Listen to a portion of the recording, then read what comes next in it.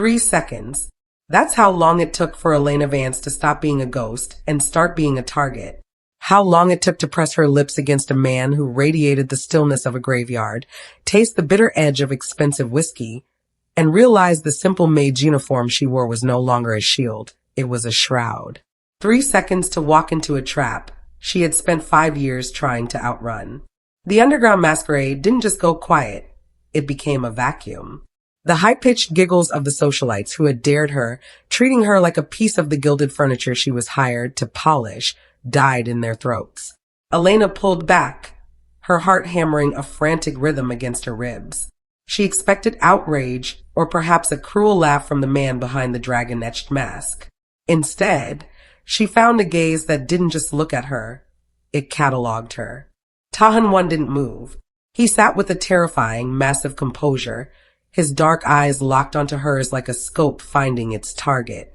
Up close, away from the hum of the elite crowd, the smell of lavender floor wax on her hands was overwhelmed by something sharper, more metallic. She looked down at his hand resting on the velvet table. It was massive, scarred, and his knuckles were wet with fresh blood that glistened a deep, sickening crimson under the red neon lights. "You don't taste like a maid," he said, his voice a low, clinical rasp that made her skin prickle. "You taste like a secret." He didn't reach for her with anger. He moved with a slow, deliberate ownership, his hand wrapping around her wrist, not to hurt, but to anchor. His grip was absolute and immovable. In that moment, Elena realized the invisible woman was gone. She hadn't just kissed a man. She had just handed the keys to her past to a predator who had been looking for a reason to tear the city apart. The heavy, velvet silence of the Red Room was broken only by the rhythmic thrum of Elena's own pulse. Tahhun's grip on her wrist remained absolute, a physical manifestation of the trap she had just sprung. He didn't look like a man who had just been kissed by a stranger. He looked like a man who had finally found the missing piece of a very complex puzzle. "You can let go now," Elena whispered, her voice a fragile defense against his overwhelming presence. "The game is over." "Games have rules," Tahhun replied, his thumb grazing the pulse point on her wrist, feeling the frantic skip of her heart. "And consequences." He leaned in, the metallic scent of fresh blood on his knuckles sharp against the backdrop of his expensive cologne. "I know who you are, Elena Vance. Or rather, I know what you are." Elena felt the blood drain from her face. She had spent 5 years perfecting the art of being invisible, blending into the background of the city's most powerful homes as nothing more than a ghost in a maid's uniform. "I'm a maid," she lied, the words tasting like ash. "I clean up messes." "You clean up evidence," Tahhun corrected, his eyes narrowing. He reached into his jacket and pulled out a manila folder, sliding it across the table with his free hand. Inside were high-resolution photos, not of her cleaning floors, but of her accessing encrypted servers and lifting documents from safes that should have been impenetrable. "You're a fixer, Elena. A crisis consultant hiding in a servant's skin." He leaned closer, his voice dropping to a dangerous, intimate level. "I don't need my floors waxed. I need a ghost who can walk through the front doors of the families currently trying to dismantle my organization." He played a file on his phone, a recording of her voice from years ago, brokering a deal that would land her in federal prison for a lifetime. The sound of it sent a sickening chill down her spine. "You have 2 choices, Tahhun said, his expression as cold as a winter morning. "You can go back to your apartment and wait for the FBI to knock, or you can start working for me." Elena looked at the man who had just dismantled her entire life in less than an hour. She saw the scars on his chest peeking through his collar, the map of a life defined by violence. She realized then that she wasn't just being hired, she was being claimed. "What do you want?" she asked, her voice finally steadying. "The Sinaloa cartel is moving into my city through the homes you clean," he said, releasing her wrist only to rest his hand possessively on the table beside her. "I want their schedules. I want their accounts. I want you to be my eyes where I am not welcome." Elena looked at the exit, then back at Tahhun. The invisible woman was dead, and as she nodded her slow, inevitable consent, she knew she was finally stepping back into the war. The brunch spot in Silver Lake was aggressively bright, a stark contrast to the crimson shadows of the Red Room where Elena's life had been dismantled only hours before. She sat across from Kesha, her best friend of 8 years, watching the way the other woman's eyes darted toward the exit. Elena's analytical mind, sharpened by years of crisis management, began cataloging the inconsistencies. There was a new Cartier watch on Kesha's wrist, a rose gold piece worth $10,000, more than a physical therapist could ever save on a whim. "You're nervous, Kesha," Elena said softly, her voice carrying the clinical edge she used for hostile negotiations. Kesha's smile was too brittle, too performative. When her phone buzzed on the table, Elena didn't ask permission. She took it, scrolling through a thread of messages from an unsaved contact labeled only as associate.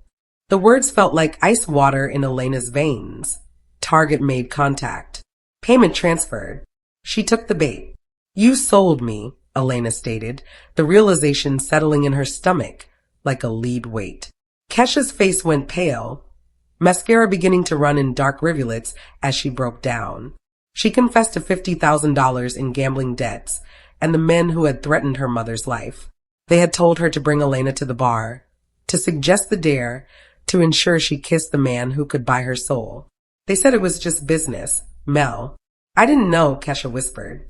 "You fed me to a monster to save yourself," Elena hissed, the venom in her voice making her friend flinch. She ordered Kesha to leave, severing their 8-year history with a single, cold command. As the door chimed behind the only person she had trusted, Elena's phone rang. Tahhun Wan's name appeared on the screen.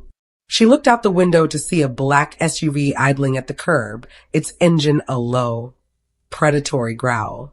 "You knew I'd figure it out," she said into the receiver instead of a greeting. "I was counting on it." Tahhun's voice was maddeningly calm. "You have 60 seconds to get in. You're not safe on that street anymore, Elena." She left the half-eaten food behind and walked toward the car. The realization was crystalline. Her past was gone, her friends were traitors, and the only person left who was honest with her was the man who had trapped her. She climbed into the SUV, accepting that in a world of prey, she had no choice but to ride with the predator. The midnight blue silk dress arrived at Elena's apartment with a note written in sharp, masculine handwriting. "Wear this. I'll collect you at 7. It was a masterpiece of Italian stitching, designed to cling to every curve with a slit up the thigh that bordered on obscene. Elena stared at her reflection in the full-length mirror, barely recognizing the woman looking back. Gone was the invisible maid in her drab uniform. In her place stood a creature of shadows and elegance, her natural curls framing a face set in a mask of cold determination. She applied her makeup like war paint, using burgundy lipstick and gold shimmer to transform into the lethal socialite Tahhun required. When the elevator doors opened at 7 p.m., Tahhun was waiting in a tuxedo that almost disguised the danger radiating from him like heat. His eyes tracked down her body slowly, a silent acknowledgement of the transformation. "You wore the dress," he noted, his voice a low vibration in the small space. "You didn't give me much choice," Elena replied, taking his arm as they moved toward the waiting limousine. The destination was the Biltmore, an environment of old money and crystal chandeliers where the city's elite gathered to pretend their fortunes weren't soaked in blood. Tonight, it was a hunting ground. As they entered the ballroom, the whispers began immediately, but Tahhun's hand settled possessively at the small of her back, a warm weight through the thin silk. "Smile," he murmured against her ear, his breath stirring the tiny hairs at her nape. "We are here to identify a mole, not to mourn your old life." Elena accepted a glass of champagne, her eyes scanning the crowd with the clinical precision of a veteran fixer. She wasn't looking at the jewelry or the gowns. She was watching for the micro-expressions of guilt, the subtle shifts in body language that betrayed a traitor. Every smile she offered was a lie. Every charming word a probe designed to draw out the rot within Tahhun's organization. They moved to the dance floor as the orchestra began a complicated classical piece. Tahhun pulled her close, his hands splayed across her lower back, and they moved together with a grace that felt disturbingly natural. For a fleeting moment, the violence of their world faded into the music, but the illusion shattered when a red laser dot appeared on the silk of her dress, Right over her heart, the red laser, that was a drop of blood against the midnight silk for only a heartbeat before the world splintered. Tahhun didn't hesitate. His hand moved with the speed of a striking viper, yanking Elena sideways just as the gunshot cracked through the ballroom. The sound was like the floor of the Biltmore tearing open, and as they spun, a warm, heavy liquid splashed across Elena's collarbone. She didn't need to look to know it was his blood. Panic surged through the crowd, a symphony of screams and crashing glass, but Elena's mind went icy and sharp. She felt Tahhun's weight sag against her, his left arm hanging useless as he dragged her toward a service door, leaving a jagged crimson trail on the polished marble. Another shot ricocheted inches from her head, sparking off the stone. They burst into a concrete service corridor that smelled of cleaning supplies and old dust. Tahhun's strength was failing, his skin graying as he slumped against the wall, leaving a bloody handprint behind. "Run," he rasped, his eyes losing focus. "Out the back." "Shut up," Elena hissed, the invisible maid replaced by the soldier her father had forged. She caught him before he hit the floor, maneuvering his massive frame into a cramped electrical room. The footsteps of the assassin echoed in the hallway, slow, methodical, and certain. Elena reached down to Tahhun's ankle, her fingers finding the cold, familiar weight of his backup pistol. As the door swung open, the assassin stepped in, his silencer raised and a confident smirk on his unremarkable face. He saw Maid. He didn't see the woman who had qualified as an expert marksman at 16. Elena didn't breathe. Her body remembered the training, feet shoulder-width apart, arms extended, front sight focus. She squeezed the trigger twice. The gun bucked in her hand, the recoil a comfort as both shots hit center mass. The man dropped like a puppet with cut strings, his smirk vanishing into the concrete floor. Silence rushed back in, broken only by the ragged sound of Tahhun's breathing. Elena stood over the body, the weapon still leveled, her hands as steady as the stone beneath her. She felt no horror, only a terrifying, crystalline clarity. She turned back to Tahhun, who was watching her with a dark, newfound respect. "I told you," she whispered, her voice a low vibration in the small room. "I clean up messes." The safe house was a nondescript craftsman bungalow in Silver Lake, a quiet illusion of normalcy that shattered the moment they crossed the steel-reinforced threshold. Inside, the air was thick with the scent of dust and the metallic tang of Tahhun's blood. Elena moved with clinical efficiency, stripping away his ruined tuxedo shirt to reveal a torso mapped by a lifetime of violence. Scars from knives, bullets, and burns crisscrossed his ribs, partially obscured by the intricate black and gray ink of dragons and demons that crawled up his neck. Tahhun sat on the edge of the bathtub, watching her with dark, unreadable eyes as she sterilized a needle.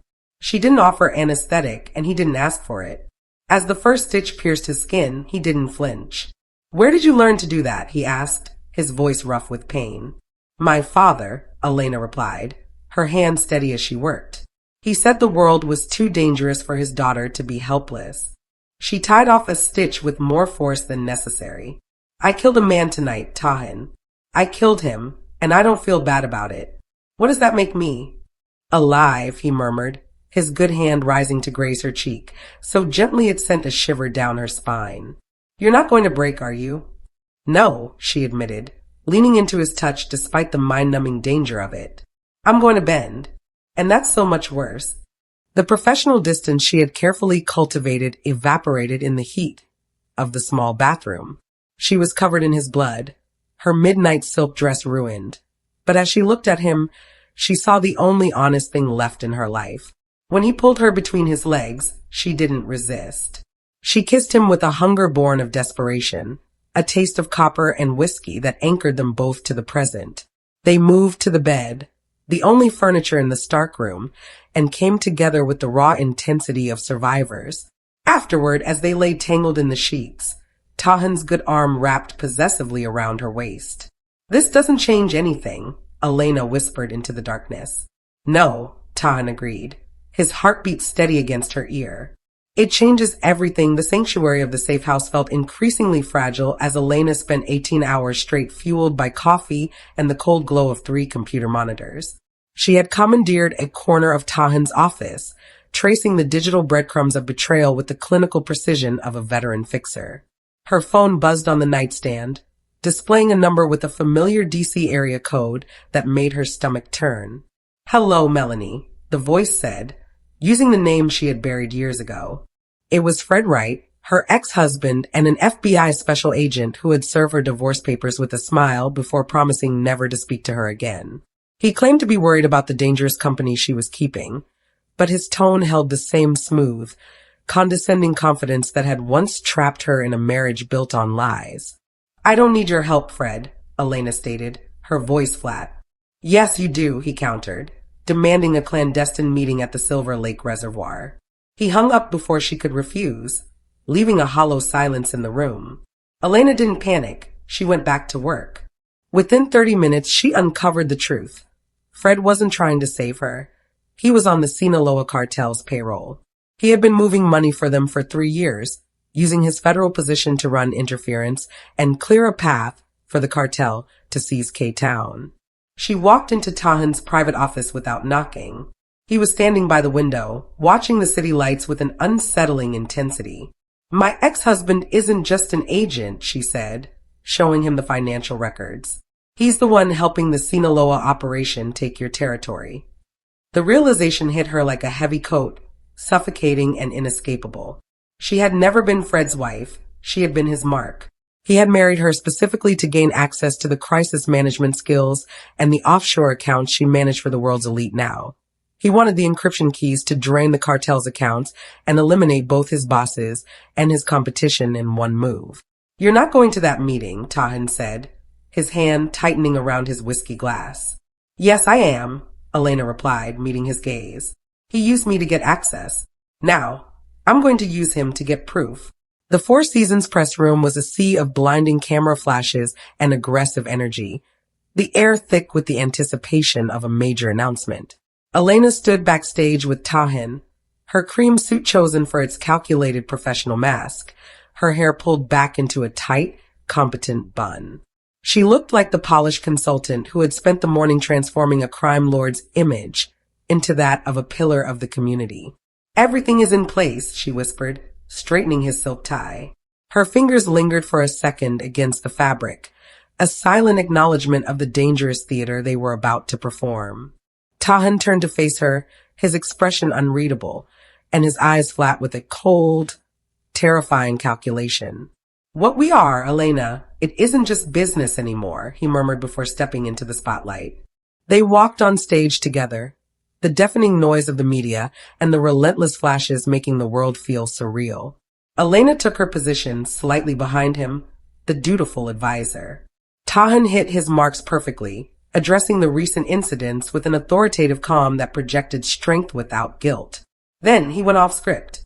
"Before we conclude, I must address a personnel matter," he began, his voice cutting through the room like a blade. He turned to Elena, his gaze as cold as ice. Miss Vance stepped forward. Confusion flickered briefly across her face before her professional mask settled back into place. Tahhun didn't hesitate. "I am terminating your employment, effective immediately."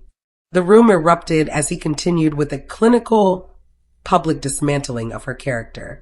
He accused her of embezzlement, of systematically stealing millions, and of being nothing more than a woman who thought she could sleep her way to the top. The words hit like physical blows, designed to humiliate her in front of every camera in the city. "Security," he ordered, and 2 large men appeared to drag her from the building. They dumped her on the rain-soaked sidewalk like trash, the door slamming shut with a final, echoing click. Elena stood alone in the downpour, her suit ruined and her reputation in ashes. Her phone buzzed, a text from an unknown number, "Get somewhere safe now." No apology followed, just a geolocation tag.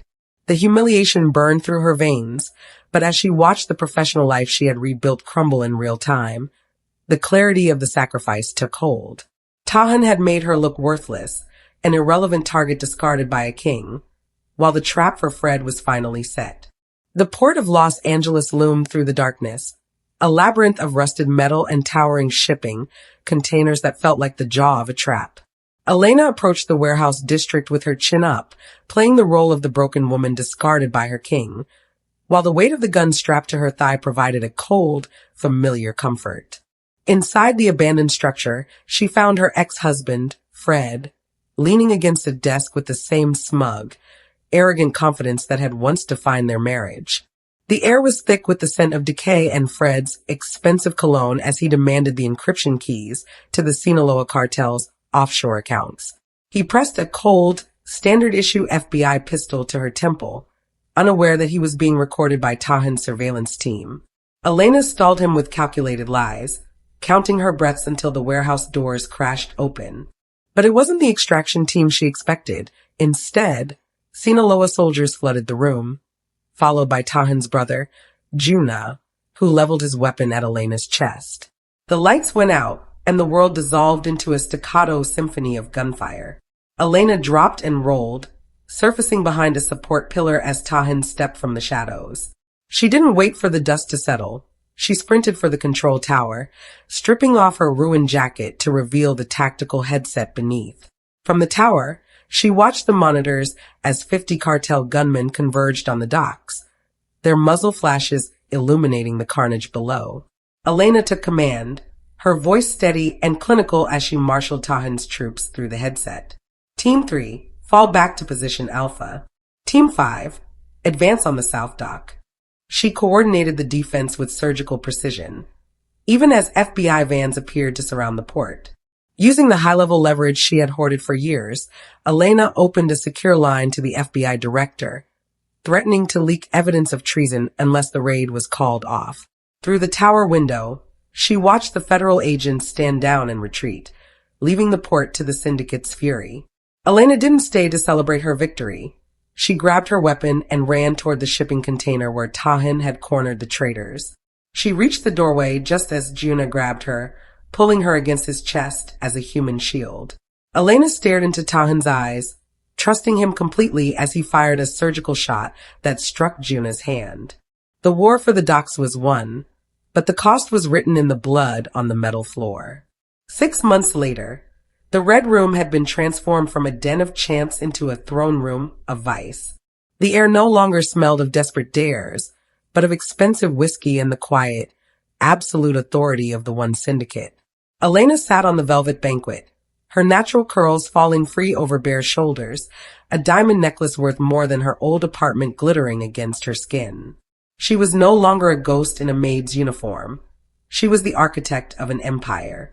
Beside her, Tahhun Wan watched the room with the predatory calm of a king who had neutralized every threat. Together, they had absorbed the territories of the fallen Sinaloa cartel, legitimizing their fronts through charitable foundations and shell companies that moved money with surgical efficiency. The IRS couldn't touch them, and the FBI, crippled by the files Elena still held over Director Cole's head, didn't even try.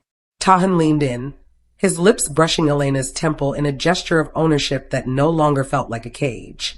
"Remember this place?" he murmured, his hand tracing a possessive line along her thigh. "Where you walked up to me like you owned the world." Elena smiled, a sharp, dangerous expression that mirrored his own. "I was hiding," she admitted. "Now I don't have to." The city of Los Angeles spread out beyond the windows, a glittering map of corruption that belonged to them. Fred was rotting in a federal cell, a scapegoat for his own greed, and the memory of the maid who cleaned up after the elite was buried under the weight of the bodies they had left behind. "I dare you to kiss me," Tahhun said, the words a low-frequency echo of the night that had changed everything. "No," Elena replied, her voice steady and commanding. She turned to him, her eyes bright with the certainty of her new life. "I don't do dares anymore. I give orders." She kissed him anyway, a slow, deliberate act that tasted of victory and shared damnation. Elena Vance had walked into Tahhun's world as a dare, but she had stayed as a choice. As the machinery of the syndicate ground on around them, she knew she would burn the entire city to ash before she ever let go of the crown she had forged in blood. "Would you like me to help you brainstorm a new series, or refine the character profiles for a sequel?"